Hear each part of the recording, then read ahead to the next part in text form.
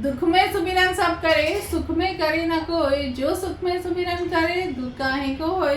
ठीक इसी तरह हम अपनी रसोई के लिए महंगे किचन अप्लायंसेस और सामान खरीद तो लेते हैं, पर उनकी प्रॉपर केयर नहीं करते। नतीजा पैसे की बर्बादी और टेंशन सो अलग। तो चीज़ें खराब ही ना हो, इसके लिए ज़रूरी है टाइम टाइम पर उनकी प्रॉपर केयर की जाए, उनकी मरम्मत की जाए। मेरा आज का वीडियो भी इसी से रिलेटेड है, तो आइए देखते हैं। झाड़ू पोछा, डस्टिंग, कुकिंग, इन सब बेसिक कामों के अलावा भी हमारे पास ऐसे बहुत सारे ज़रूरी काम होते हैं जिन्हें हम इग्नोर कर देते हैं। जैसे ये किचन ट्रॉली को ही लीजिए, दिन में 100 बार खोलना और बंद करना। इसमें रखे सामानों की सफाई भी हम करते हैं और कभी कभी इसे भी ऊपर से झाड़ पोंछ कर साफ कर लेते हैं, पर इसके चैनल्स को क्लीन करके ग्रीस करना ये हम हमेशा भूल जाते हैं। धीरे धीरे करके यहाँ डस्ट डिपॉजिट होती रहती है और रस्ट पकड़ लेती है और ट्रॉली स्मूथली काम नहीं करती है। इसकी प्रॉपर फंक्शनिंग के लिए आप इस पर ऑयलिंग करते रहिए। कोई भी कॉटन या कॉटन पैड ज़्यादा बेटर है और ऑयल का आप यूज़ कर सकती हैं।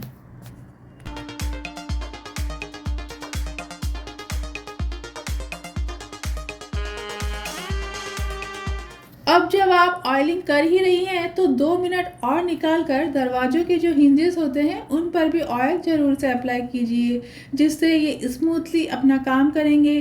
दरवाज़ों को खोलने और बंद करते समय जो आवाज़ आती है या वो अटकते हैं, वो ऐसा करने से नहीं होगा। ऑयल की बस एक और ड्रॉप आप लीजिए और लगे हाथों स्विच बोर्ड पर भी घुमा दीजिए, वो भी चमक उठेगा। स्विच बोर्ड को साफ करने के लिए नेल पेंट रिमूवर या किसी भी हार्श केमिकल का कभी भी उपयोग ना करें। ऐसा करने से धीरे धीरे इसमें दरारें पड़ जाती है और ये टूट जाते हैं। अपनी रसोई के लिए एक एक सामान हम बड़े जतन से खरीद कर लाते हैं और लकड़ी के सामान तो कितने महंगे आते हैं, तो इन्हें तो बिल्कुल भी इग्नोर मत कीजिए। इनका स्पेशल ध्यान रखिए, जिससे ये सालों साल चलेंगे। समय समय पर लकड़ी के जो भी सामान आपके पास हैं, जैसे स्पैचुला, चॉपिंग बोर्ड वगैरह वगैरह, उन पर भी ऑयल अप्लाई करते रहिए, जिससे ये ख़राब नहीं होंगे, मजबूत और शाइनी बिल्कुल नए जैसे बने रहेंगे। लकड़ी के फर्नीचर पर भी ये ट्रिक काम करती है, तो वहाँ पर भी आप ऑयल ज़रूर से अप्लाई कीजिए। चाय कॉफ़ी बनानी हो, बर्तनों की चिकनाई निकालनी हो या सुबह सुबह हल्का गुनगुना पानी पीना हो, सुबह से लेकर शाम तक ये केटल हमारे कितने काम करती है, पर इसे भी सफाई की ज़रूरत है, ये अक्सर हम भूल जाते हैं। तो सबसे आसान उपाय ये इलेक्ट्रिक है, इसलिए इसे पानी से धोकर साफ़ करने की गलती तो आप बिल्कुल ना करें। ये ख़राब हो सकती है या फिर आपको करंट लग सकता है। इलेक्ट्रिक सामानों को क्लीन करने के लिए ये वाइप्स बहुत ही बढ़िया ऑप्शन है।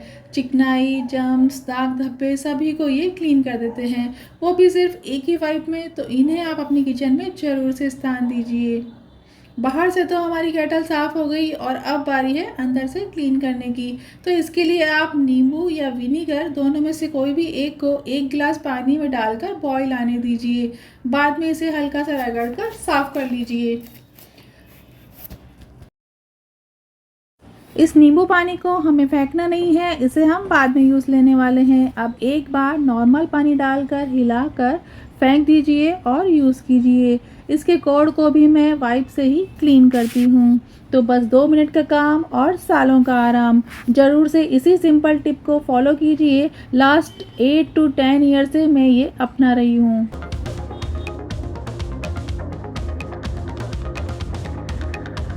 मैंने कई घरों में 2 से 3 मिक्सर ग्राइंडर ख़राब पड़े हुए देखे हैं। लोग नई नई टेक्नोलॉजी की चीज़ें खरीदते तो हैं, पर उसके मेंटेनेंस पर ज़रा भी ध्यान नहीं देते। नतीजा पैसे की बर्बादी। मोस्टली जार की जो ब्लेड होती है वो ख़राब होती है, तो समय समय पर आप उसमें नमक या शक्कर पीस कर इसकी धार को बनाए रख सकती हैं। मुझे आज केक बनाना है, तो मैं यहाँ पर शक्कर पीस रही हूँ। दूसरी बात, मिक्सर को कंटिन्यूअस कभी भी ना चलाएं। लोग मिक्सर चलाकर दूसरा काम करने लगते हैं। ऐसा करने से कंटिन्यूअस चलाने के कारण उसकी मशीन गर्म होकर ख़राब हो जाती है। तीसरी बात, 1 या 2 नंबर पर ही मिक्सर को चलाएं। डायरेक्ट 3 नंबर पर चलाकर उसे भूल न जाएं, बीच बीच में उसे बंद भी करते रहें।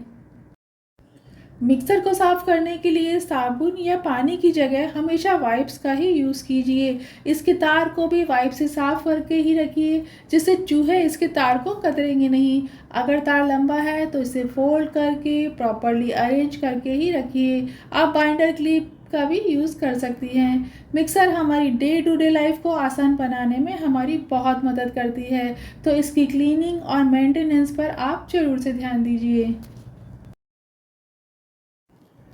कभी सब्जी ज़्यादा पक गई तो कभी दाल गली ही नहीं। कुकर जब तक सीटी मारता रहता है हमारा काम स्मूथली चलता रहता है। कुकर में अगर हैंडल लूज़ हो गया हो तो टाइम पर उसे स्क्रू करते रहें। सीटी वाले पार्ट को पिन से साफ करें कि कहीं कुछ फंसा तो नहीं रह गया, क्योंकि हमारी आदत है पहले दाल उबाल ली, फिर उसी में चावल उबाल लिए और फिर उसी में आलू उबाल लिए। ऐसा करने से सीटी में दाल या चावल कुछ फंसा रह जाता है और प्रेशर पूरी तरह रिलीज़ ना होने के कारण सेफ्टी वॉल्व फट जाता है। इसलिए हर बार कुकर व ढक्कन दोनों को प्रॉपरली धोने के बाद ही आप दूसरी बार यूज़ करें। अगर रिंग ढीली हो जाती है तो उसे भी चेंज करें, नहीं तो सीटी नहीं आएगी।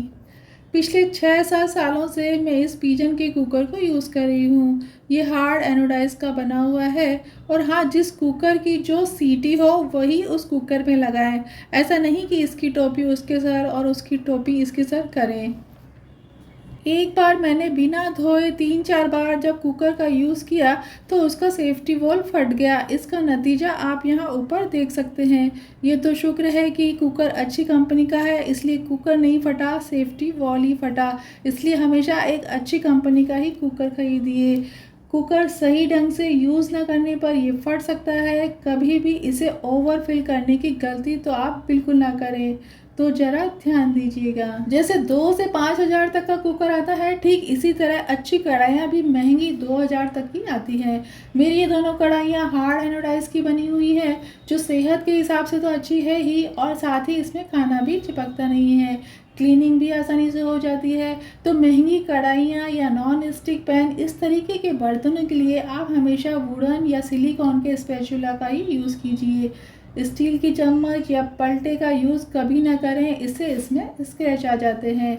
और साफ़ करते समय भी स्टील के स्क्रब की जगह नॉर्मल स्पॉन्ज स्क्रब का ही यूज़ कीजिए।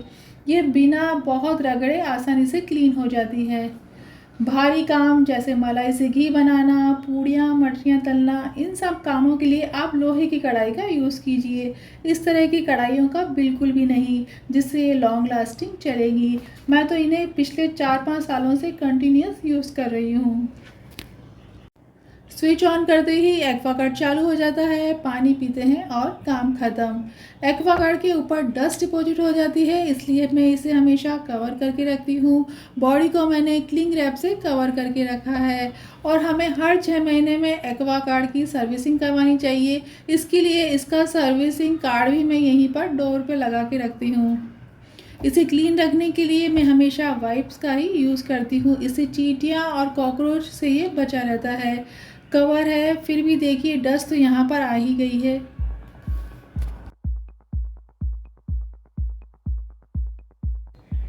किचन सिंक को तो जैसे श्राप ही मिला हुआ है कि मैं कभी साफ नहीं रहूँगा। बर्तनों का ढेर, बचा हुआ खाना, ये सब मिलकर इसे पूरी तरह मैसी बना देते हैं। तो हर बार बर्तन साफ करने के बाद भी इस सिंक को भी मांज कर साफ करना ना भूलें, क्योंकि ये भी एक स्टील से ही बना हुआ है।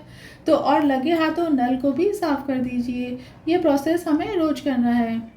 वीकली या 15 दिन में बेकिंग सोडा और विनीगर डालकर 10-15 मिनट के लिए आप छोड़ दीजिए।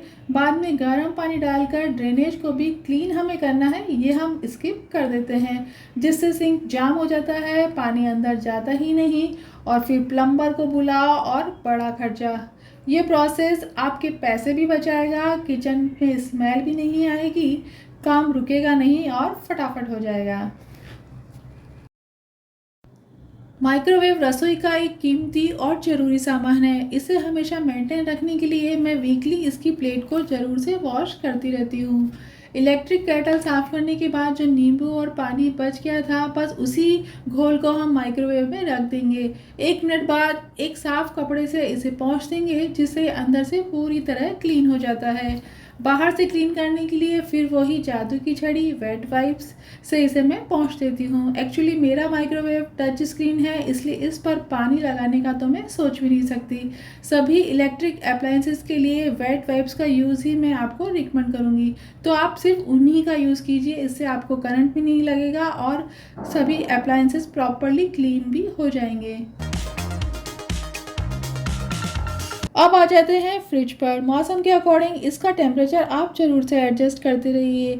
सारी जगह प्रॉपर कूलिंग हो, इसके लिए फ्रिज थोड़ा खाली रखिए। दरवाजे की रबड़ चेक करते रहिए कि कहीं कूलिंग बाहर तो नहीं जा रही। अगर आपके फ्रिज में कॉकरोच आ जाते हैं, मतलब रिंग ख़राब हो चुकी है, तो उसे ज़रूरत पड़ने पर चेंज कर दीजिए। फ्रिज की क्लीनिंग और ऑर्गेनाइजेशन पर मैंने और भी वीडियो बनाए हैं, तो उन्हें आप देख सकते हैं। आई होप आज का वीडियो आपके लिए बहुत हेल्पफुल रहने वाला है। तो मिलते हैं अगले मंगलवार कुछ नए और इंटरेस्टिंग आइडियाज़ के साथ। Thank you.